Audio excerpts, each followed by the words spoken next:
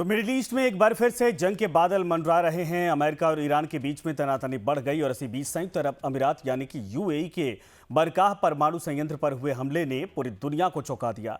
भारत ने इस घटना पर कड़ी प्रतिक्रिया दी है और इसे अस्वीकार्य करार दिया। खाड़ी क्षेत्र में तनाव चरम पर है। यूएई का बरकाह न्यूक्लियर पावर प्लांट जो अरब जगत का पहला परमाणु ऊर्जा केंद्र है और हमले का निशाना बना।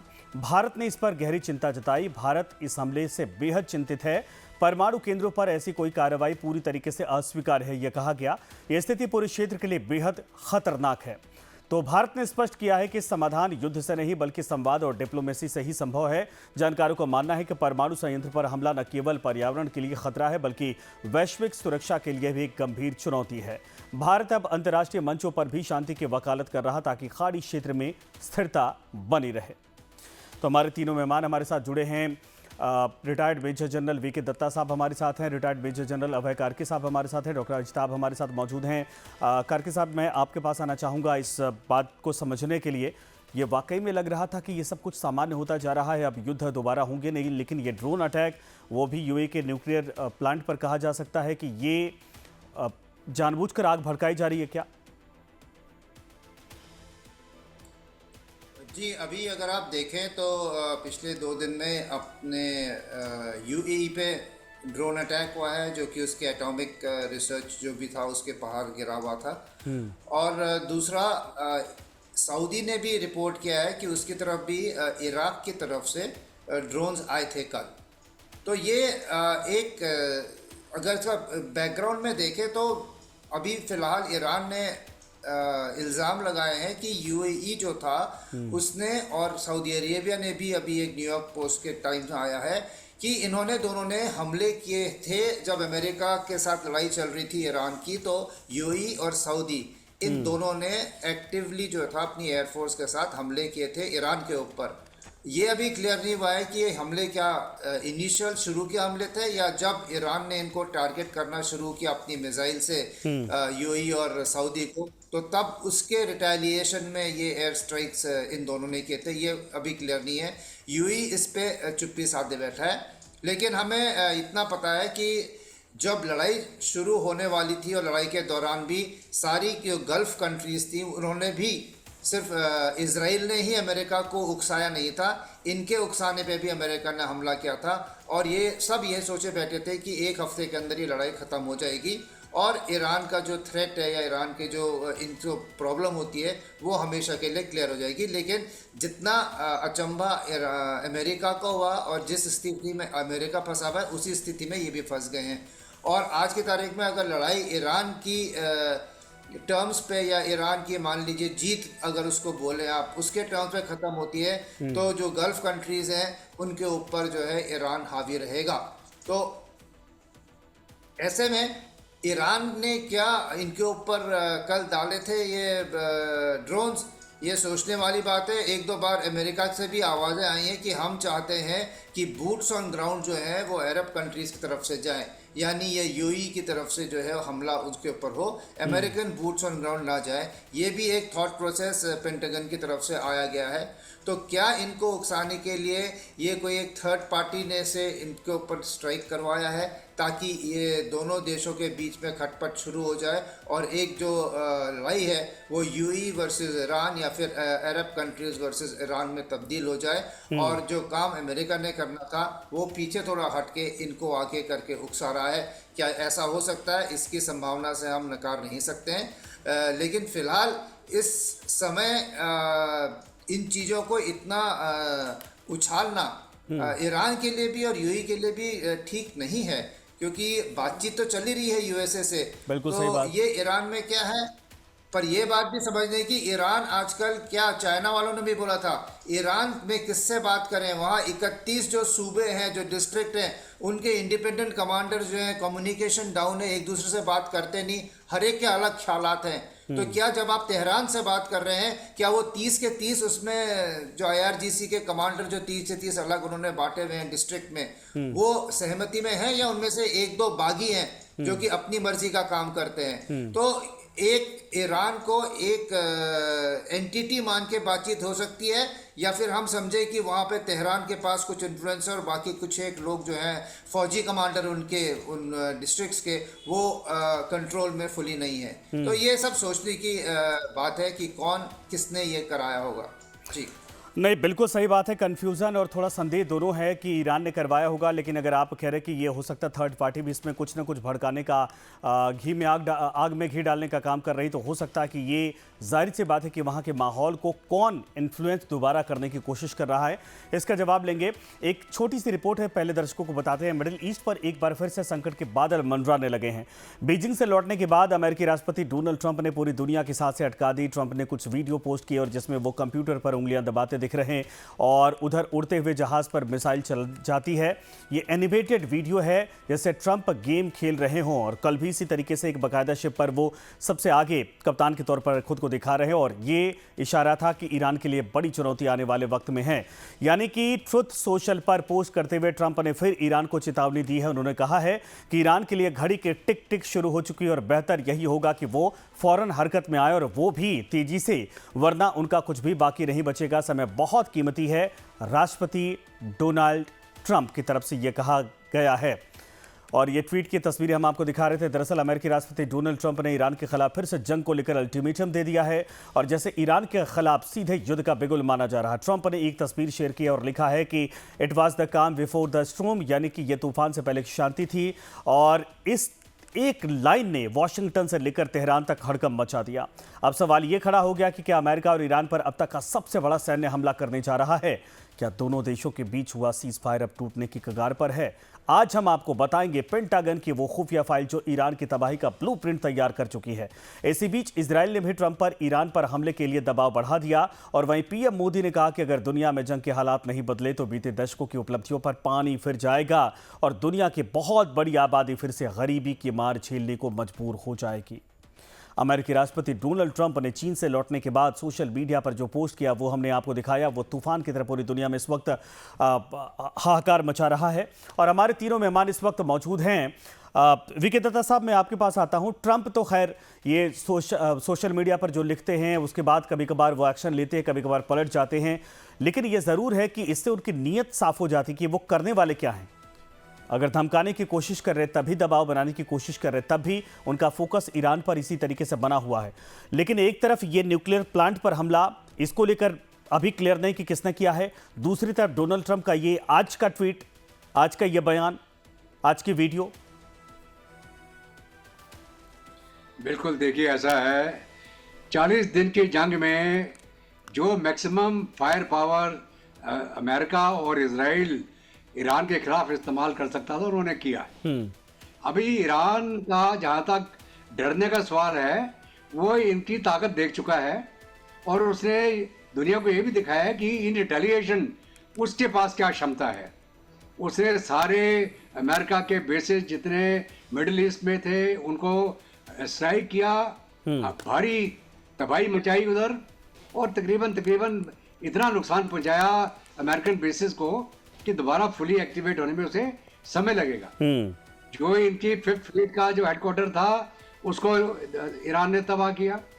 इजराइल के ऊपर लगातार जो इन्होंने अपनी हाइपरसोनिक मिसाइल्स इस्तेमाल करी जिनको उनका कोई भी डिफेंसिव सिस्टम रोक नहीं पाया।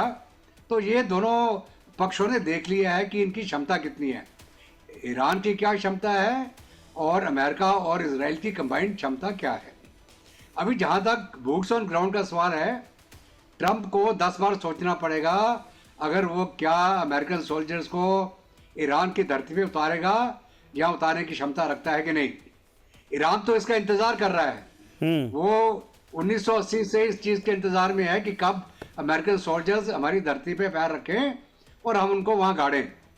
अभी अमेरिका क्या कोशिश कर रहा है कि मिडिल ईस्ट के जो अरबिक कंट्रीज हैं, चाहे यूएई हो, कतर हो, कुवैत हो, इनको उकसा रहा है कि आप बूट्स ऑन ग्राउंड डालें, आप हमला शुरू करें, आप जो छोटे मोटे आइलैंड आपके इलाके में उसको कैप्चर करें। तो ये छोटे मोटा जो अभी ड्रोन अटैक हुआ है यूएई के ऊपर, ये अभी मालूम नहीं किसने किया है, ईरान ने किया किसने किया, लेकिन अगर मान लीजिए ईरान ने भी किया है तो उसने वार्निंग दे दी है यूएई को कि आप कोई भी ऐसी गलती करने की चेष्टा मत करना कि आप कहीं अपने बूट्स ऑन ग्राउंड उतारेंगे तो हम आपकी तबाही मचा देंगे। तो जहां तक अभी डोनाल्ड ट्रंप का डराने धमकाने का जो प्रचलन चल रहा है, ईरान उससे डरता नहीं है, बल्कि उसका तो मजाक उड़ाया जा रहा है। रोज ये अपना सोशल मीडिया में कोई ना कोई तमाशा दिखा देता है। तो लेकिन वही होता है कि आदमी को डर तब तक ही लगता है जब तक पहली गोली नहीं चलती। तो पहली गोली चलने के बाद 40 दिन ईरान और अमेरिका ने, इजराइल ने देख लिया एक दूसरे की कितनी क्षमता है। पूरी यूएस की नेवी, यूएस की एयरफोर्स, यूएस के जितनी मिसाइल पावर थी, उनके जितने क्रूज मिसाइल थे, सबकी आजमाइश होगी। जितने डीप पेनिट्रेशन B-2 बॉम्बर्स हैं, जो कुछ भी था उनके पास सब कुछ ट्राई कर दिया उन्होंने। और अगर आज के दिन में ईरान फिर भी कायम खड़ा है तो इस बात को लेके अमेरिका, जो यूएस प्रेसिडेंट का विजिट रहा चाइना में, वो चाहता था कोई रैंप ऑफ मिल जाए मेरे को, चाइना किसी जगह पे मदद कर दे, ये सीज फायर हो जाए, कोई समाधान निकला है और फेस सेविंग हो जाए अमेरिका की। लेकिन उनको वो चाइना से मिला नहीं। और अभी ये जो गिरदर भटकी दे रहा है अमेरिका, मुझे नहीं लगता कि अरबिक कंट्रीज अमेरिका के साथ मिलके बूट्स ऑन ग्राउंड उतारेंगे ईरान में। अभी उनको भी मालूम है कि अमेरिका की कितनी क्षमता है उनकी रक्षा करने की।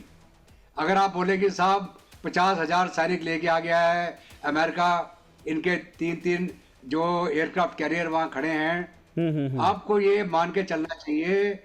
अगर मान ले मैं भारत की बात करूं तो एक कोर, जो स्ट्राइक कोर की हम बात करते हैं, तकरीबन 75,000 करीब नफरी होती है।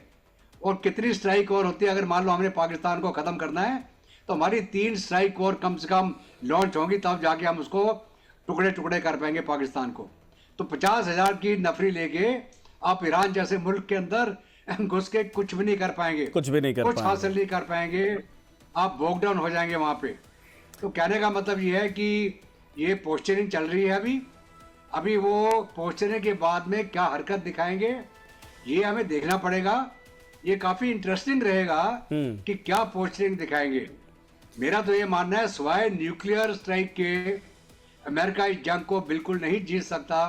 अगर वो न्यूक्लियर का इस्तेमाल करता है तो ये पूरी एक वैश्विक जंग शुरू हो जाएगी जिसको रोकना मुश्किल हो जाएगा। तो टाइम विल टेल। ईरान डर नहीं रहा, घबरा नहीं रहा, वो कायम खड़ा है। गल्फ ऑफ हॉर्मुज़ उसने रोक रखा है और उसका ये भी जो वार्निंग दे रहा है कि वो जो रेड सी को भी ब्लॉक करा देगा वो, और जितने जो केबल नेटवर्क है, जो इंटरनेट की जितनी केबल चल रही हैं ईस्ट वेस्ट, सारी की सारी काट देगा वो, और आपके यहाँ पे तबाही मच जाएगी। नहीं, ये चुनौतियां तो इस वक्त बनी हुई है सर, बिल्कुल सही आपने कहा। न सिर्फ ऊर्जा स्रोतों को के चेन को डिस्टर्ब करेगा, बल्कि आने वाले वक्त में नेटवर्क, और उधर हूती तैयार हैं, आदेश एक मिलना चाहिए लाल सागर में, वो भी कनेक्शन तोड़ने को तैयार है हर तरीके से। जो 2-4 शिप अभी आ भी जा रही हैं किसी भी तरीके से। आता हूँ सर, मैं डॉक्टर अजताब आपके पास आता हूँ। इस जरा बताइए, यूएई जो सबसे सुरक्षित ठिकाना था, दुनिया भर के अरबपति पैसे वाले वहां जाकर फ्लैट खरीद रहे, अपनी व्यवस्थाएं कर रहे, रहने का ठिकाना बना रहे थे, सबसे हेवन के तौर पर देखा, सेफ हेवन। लेकिन क्या यूएई वाकई में अमेरिका से दोस्ती का परिणाम अब भुगत रहा? इतनी बमबाजी, इतनी बमबारी, इतना अटैक तो इसके पहले कभी भी इतिहास में नहीं हुआ।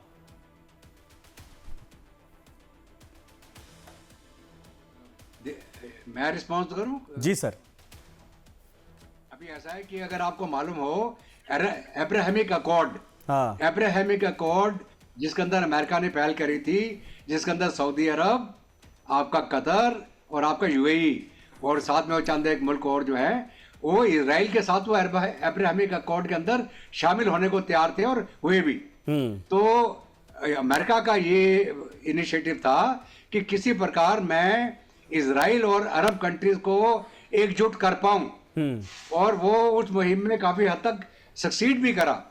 आज के दिन में यूएई जो था, वो ये मान के चले इजराइल के साथ में यूएई सबसे क्लोज खड़ा है आज के दिन में, अगर आप अरबिक कंट्रीज की बात करें।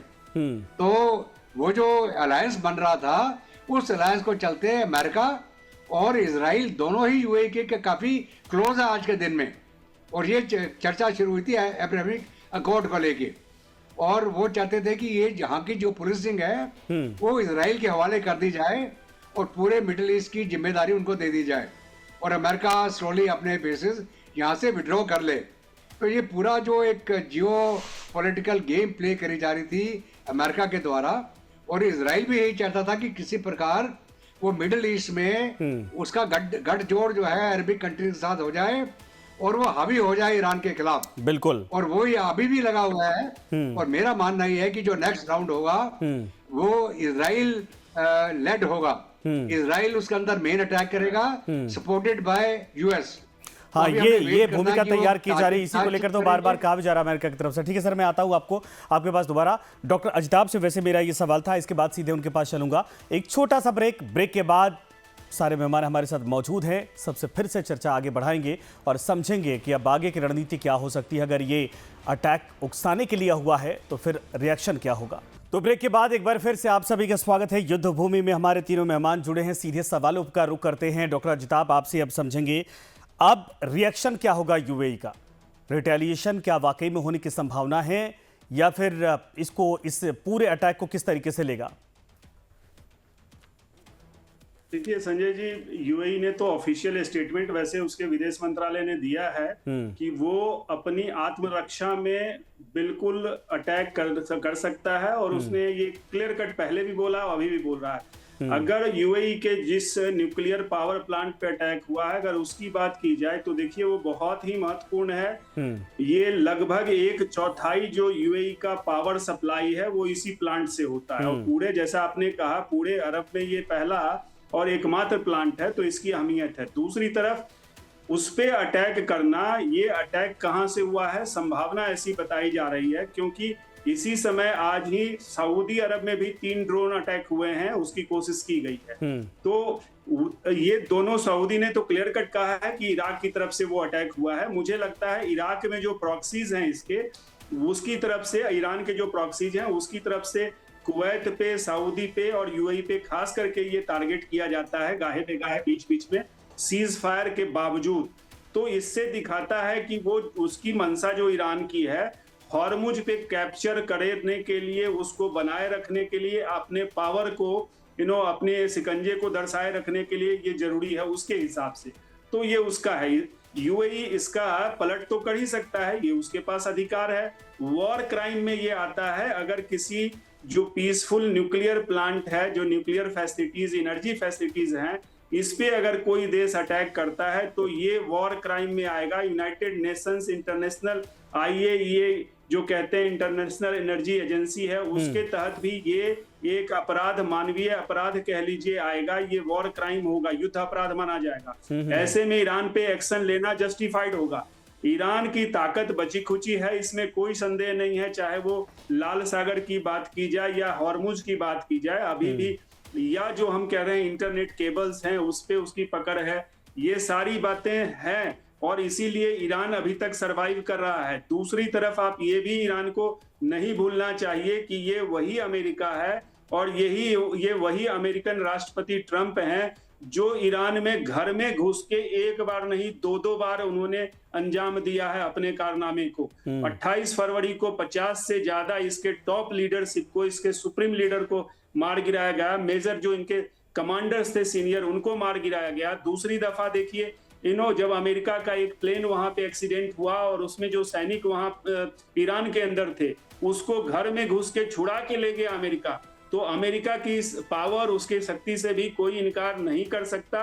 और अभी भी अमेरिका जिस तरह से कह रहा है, राष्ट्रपति ट्रंप ने कहा कि भाई समय निकलता जा रहा है, तो निश्चित रूप से वो कर सकते हैं, समय उनके पास है। शायद हथियार उतने हैं या नहीं, ये क्वेश्चन मार्क है। लेकिन दूसरी तरफ अभी राष्ट्रपति एक सवाल सर इसमें हो रहा है कि आर्टिफिशियल इंटेलिजेंस का एक सवाल ये भी हो रहा है कि अमेरिका अब यूएई के कंधे पर बंदूक रखना चाहता है ताकि यूएई इंगेज हो जाए और उसको निकलने का रास्ता मिल जाए।